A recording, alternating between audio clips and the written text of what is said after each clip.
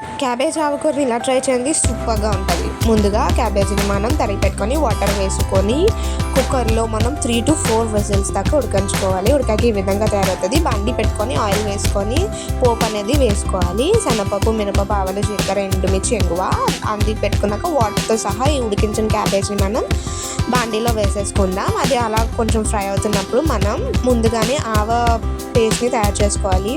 చూపించిన పదార్థాలతో మిక్సీలో వేసేసుకోవాలి. ఒక్కొక్కటి బియ్యం అయినా వాడుకోవచ్చు లేదా బియ్యం పిండి అయినా వాడుకోవచ్చు. ఆవాలు, పచ్చిమిర్చి, సాల్ట్, పసుపు, ఇంకా బియ్యం పిండి ఆర్ బియ్యం అవి పేస్ట్ అయిపోయాక మనం ఈ దీంట్లో బెల్లం ముక్క అనేది చిన్నది యాడ్ చేసుకున్నాం టేస్ట్ కోసం క్యాబేజ్ దాంట్లో. నెక్స్ట్ ఈ ఆవ పేస్ట్ని మనం చూసారా ఎంత బాగుందో, ఇది మనం కూరలో వేసేసుకోవాలి. చక్కగా కలుపుకున్న తర్వాత మనం చింతపండు పులుపైన వేసుకోవచ్చు లేదా నిమ్మకాయన వేసుకోవచ్చు. వేసుకొని బాగా మిక్స్ చేసుకుంటే రుచికరమైన క్యాబేజీ ఆకుకూర రెడీ. మీకు కనుక నచ్చితే లైక్, షేర్ అండ్ సబ్స్క్రైబ్ చేయండి.